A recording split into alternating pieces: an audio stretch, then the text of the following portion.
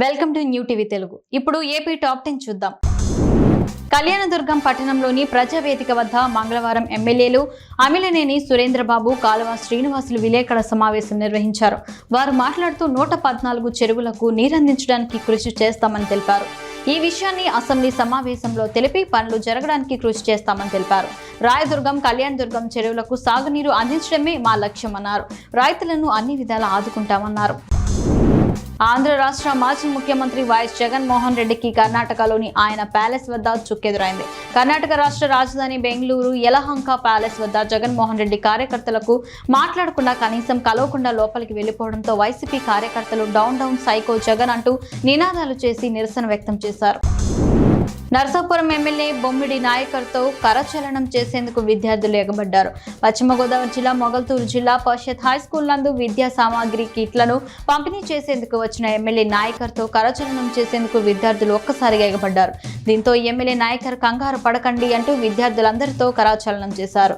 అనంతరం విద్యార్థులతో కలిసి ఫోటోలు దిగారు. అమరావతి సచివాలయంలో సోమవారం రాష్ట్ర జలవనరుల అభివృద్ధి శాఖ మంత్రి పాలకొల్లు ఎమ్మెల్యే నిమ్మల రామానాయుడును వివిధ ప్రభుత్వ శాఖల ఉన్నతాధికారులు, ఉద్యోగులు, ప్రముఖులు మర్యాదపూర్వకంగా కలిశారు. ఈ సందర్భంగా ఆయనకు పుష్పగుచ్చాలు అందజేసి శాలువాలతో ఘనంగా సత్కరించి కృతజ్ఞతలు తెలియజేశారు. అనంతరం పలు విషయాలకు సంబంధించి వినతి పత్రాలను ఆయనకు అందజేయడం జరిగింది.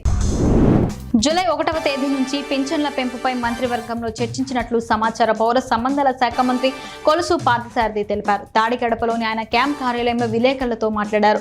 3,000 రూపాయల నుంచి 4,000 రూపాయలకు పెంచే నిర్ణయానికి ఆమోదం తెలిపారు. జూలై 1 నుంచి పెంచిన పింఛన్లను ఇంటి వద్దే అందజేయాలని నిర్ణయించినట్లు తెలిపారు. వచ్చే నెలలో ఒక్కొక్కరికి 7,000 రూపాయల పింఛన్ అందజేయనున్నట్లు తెలిపారు.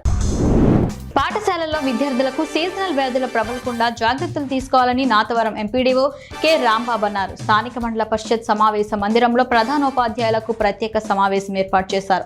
జూలై 1 నుంచి ఆగస్టు 31 వరకు ప్రతి పాఠశాలలో డయేరియా నివారణ కార్యక్రమం చేసినట్లు హెచ్ఎంఓలు చెప్పారు. పరిసరాల పరిశుభ్రత, శానిటేషన్, త్రాగునీరు ట్యాంకులను పరిశుభ్రించి క్లోరినేషన్ విధిగా చేయాలన్నారు. ఢిల్లీలోని లోక్సభలో తెలుగుదేశం పార్టీకి చెందిన పౌర విమానయాన శాఖ మంత్రి కింజరపు రామ్మోహన్ నాయుడు పార్లమెంట్ సభ్యునిగా ప్రమాణ స్వీకారం చేశారు. కింజరపు రామ్మోహన్ నాయుడు అనే నేను పార్లమెంట్ సభ్యునిగా ఎన్నికైనందున అంటూ తన మాతృభాష తెలుగులో దేవుని మీద ప్రమాణం చేస్తూ ప్రమాణ స్వీకారం చేశారు. మలేరియా, డెంగ్యూ కేసుల నేపథ్యంలో వైద్యులు అప్రమత్తంగా ఉండాలని కర్నూలు ప్రభుత్వ ఆసుపత్రి సూపరింటెండెంట్ ప్రభాకర్ రెడ్డి వైద్య సిబ్బందికి సోమవారం ఆదేశాలు జారీ చేశారు. తన ఛాంబర్లో వైద్యులు సిబ్బందితో సీజనల్ వ్యాధులపై సన్నద్ధతపై సమీక్ష సమావేశం నిర్వహించారు. ఆయన మాట్లాడుతూ సీజనల్ వ్యాధులు ప్రబలుతున్న సమయంలో వైద్యులు రోగుల పట్ల అత్యంత శ్రద్ధ వహించాలన్నారు.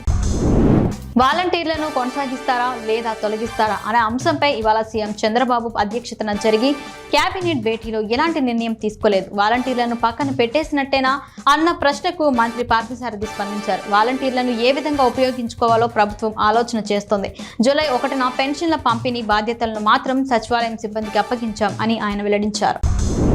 వల్లూరు మండలంలో ఉన్న ప్రతి సమస్య పరిష్కారం కావాలని, పరిష్కారం అయ్యేందుకు అధికారులు సమిష్టిగా కృషి చేయాలని కమలాపురం ఎమ్మెల్యే పుత్తా కృష్ణ చైతన్య రెడ్డి అన్నారు. వల్లూరు మండల సాధారణ సర్వసభ్య సమావేశం ఎమ్మెల్యే అధ్యక్షతన నిర్వహించారు. ఎమ్మెల్యే మాట్లాడుతూ అధికారం సమస్యల పరిష్కారం కోసం కృషి చేయాలన్నారు.